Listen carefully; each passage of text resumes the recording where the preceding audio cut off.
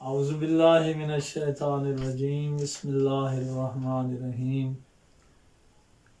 اما بعد قال رسول اللہ صلی اللہ علیہ وآلہ وسلم حسین منی وانا من الحسین۔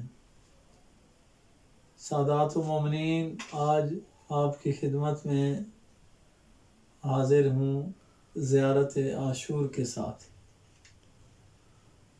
تمام جو ناممکن ہیں مشکلات، ان کا واحد حل لا علاج کا علاج زیارت عاشور۔ تو مومنین، یہ ایسی نعمت ہے کہ اس سے کبھی دور نہ رہیں۔ دنیا اور آخرت کی فلاح، دنیا اور آخرت کی بقا اس میں مضمر ہے۔ شیعان آل محمد، عزاداران سید شہداء کے لیے آل محمد کی طرف سے عظیم تحفہ اور اللہ کی طرف سے عظیم نعمت ہے آپ کے لیے زیارت عاشور۔ اختصار کے ساتھ پہلے ایک چھوٹی سی گزارش کرنا چاہتا ہوں۔ دیکھیں، جو لوگ حج عمرے کے لیے نہیں جا سکتے، وسائل نہیں رکھتے، تو اللہ نے اپنی حکمت سے کسی کو ثواب سے محروم نہیں رکھا۔ یہ الگ بات ہے کہ ہم ثواب حاصل کرتے ہیں یا نہیں۔ تو معصومین علیہ السلام کی کثرت کے ساتھ حدیث پاک جو ہیں موجود ہیں، روایات موجود ہیں زیارت عاشور کی عظمت پر جو دلالت کرتی ہیں۔ سرکار صادق علیہ السلام کی بارگاہ میں سدھیر نام میں مومن حاضر ہوا تو میرے مولا نے اس سے پوچھا کہ اے سدھیر، تم سید شہداء آقا حسین علیہ السلام کی زیارت کے لیے روز جاتے ہو؟ اس نے کہا مولا نہیں۔ تو سرکار امام حسین علیہ السلام نے، سرکار صادق آل محمد نے ارشاد فرمایا، سدھیر، تو نے ہمارے حق میں کتنی جفا کی ہے۔ کیا تم ہر جمعے میرے جد مظلوم کی قبر پہ جاتے ہو؟ تو سدھیر نے کہا نہیں۔ تو مولا نے کہا کہ کیا سدھیر، تم ایک مہینے میں ایک بار سید شہداء علیہ السلام کی زیارت کے لیے جاتے ہو؟ تو سدھیر نے عرض کی مولا نہیں۔ تو مولا نے کہا کیا سال میں ایک بار میرے جد مظلوم کی قبر پہ حاضر ہوتے ہو؟ تو سدھیر نے کہا مولا کبھی کبھی میں حاضر ہوتا ہوں، چونکہ میرے اور مولا کی زیارت کے درمیان فاصلہ کافی ہے۔ تو سرکار صادق آل محمد نے ارشاد فرمایا کہ تو نے کس قدر امام حسین علیہ السلام کے حق میں جفا کی ہے۔ اے سدھیر، اگر تو زیارت کے لیے نہیں جا سکتا تو اپنے گھر ہی سے، اپنے گھر کے چھت پر اگر کھڑے ہو کر کربلا کی طرف رخ کر اور ایک سلام کہہ دے، السلام علیک یا ابا عبداللہ، السلام علیک ورحمۃ اللہ وبرکاتہ، تو اے سدھیر، تیرے نام اعمال میں ایک حج اور ایک عمرہ لکھا جائے گا۔ تو مومنین، یہ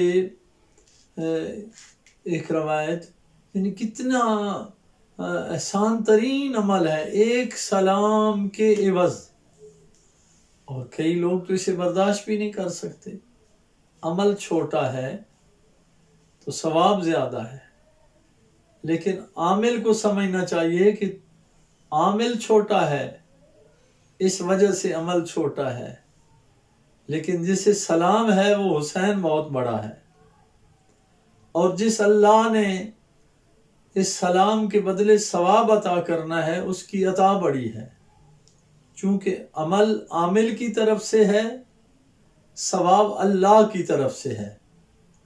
اور اس ثواب کے عطا کرنے میں توسل چونکہ وسیلہ امام حسین علیہ السلام کی ذات ہے، تو مومنین ایک سلام، تو جب سورج بلند ہو تو کم از کم اگر چھت پہ نہیں چڑھ سکتے تو گھر ہی سے کربلا کی طرف سلام کہہ دیا کریں. یہ معصوم نے ارشاد فرمایا ہے. اس کے علاوہ معصوم نے باقر علیہ السلام ارشاد فرماتے ہیں کہ جو مومن زیارت سید الشہداء کے لیے حاضر ہوتا ہے اس کے نام اعمال میں 1,000,000 حج تحریر ہوتا ہے، 1,000,000 عمرہ لکھے جاتے ہیں، 1,000,000 جہاد اس کے نام اعمال میں درج کیا جاتا ہے. اور پھر معصوم نے انہیں مقبولہ کہا ہے، قبول شدہ. اور یہاں تک نہیں بلکہ ارشاد فرمایا معصوم نے کہ یہ حج اور عمرہ اور جہاد وہ جہاد جو پیغمبر یا معصومین کے ساتھ کیا گیا ہو، ان کے اطاعت میں، ان کے ساتھ. اسی طرح عمرہ اور حج ان کے ساتھ جو کیا گیا وہ اس مومن کے نام اعمال میں درج کیے جائیں گے. تو زیارت عاشور کے لیے بے بہا روایات ہیں. حسن یزدی نے بہت ہی خوبصورت بات تحریر میں وہ لائے ہیں.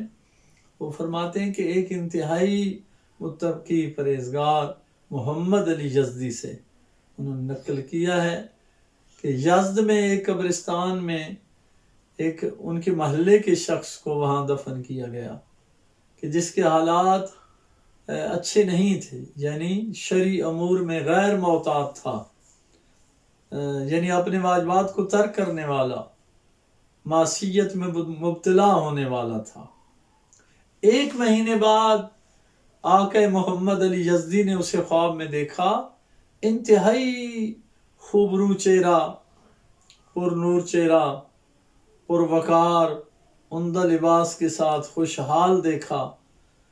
تو سرکار محمد علی یزدی نے اس سے پوچھا، بندہ خدا، تیرے میں بچپن اور جوانی اور پوری زندگی کے حالات اور معاملات سے آگاہ ہوں، تو ان چیزوں کا مستحق تو نہیں تھا، یہ حالات کیسے پیدا ہوئے؟ تو اس نے کہا، ہے محمد علی، آپ نے درست فرمایا، ان چیزوں کا میں مستحق نہیں تھا. 1 مہینہ میں بھی عذاب میں مبتلا رہا. پھر اس نے اشارہ کر کے 100 قدم تقریباً اشارہ کر کے کہا کہ کل یعنی ایک مومنہ یہاں دفن ہوئی ہے اور اس کی وجہ سے ہمارا عذاب ٹل گیا. تو محمد علی یزدی نے کہا، وہ کیسے؟ کہا، جب وہ خاتون دفن ہوئی تو سید الشہداء ارواحنا فدا فرزند زہرا 3 بار اس کی زیارت کے لیے اس کی قبر میں تشریف لے آئے، اور جب تیسری مرتبہ آئے تو ندا دی گئی کہ اس قبرستان سے سید الشہداء کے توسل سے عذاب کو اٹھا لیا جائے. تو امام حسین علیہ السلام کی وجہ سے عذاب کو ہٹا لیا گیا. تو سرکار محمد علی یزدی نے کچھ علامات جو اس مرحوم نے بتائی تھی، ان علامات کو مد نظر رکھتے ہوئے جستجو کی، اور اس محلے میں ایک اشرف یا شریف کہا گیا ہے، ایک نامی شخص کو تلاش کیا گیا جس کی زوجہ کا انتقال ہوا تھا. جب اس سے بات ہوئی تو پوچھا کہ تمہاری جو بیوی تھی اس نے کون سے نیک کام انجام دیے؟ تو ان کے سوالوں میں وہ پریشان ہوئے. اس نے کہا، مجھے آپ کا مطلب کیا، مقصد کیا ہے؟ تو کہا، وہ یہ معاملات ہوئے ہیں. امام حسین علیہ السلام وہ اتنی خوش نصیب تھی کہ 3 بار اس کی قبر میں زیارت کرنے کے لیے آئے، سعادت بخشی اپنی زیارت کی. اسے کوئی انتہائی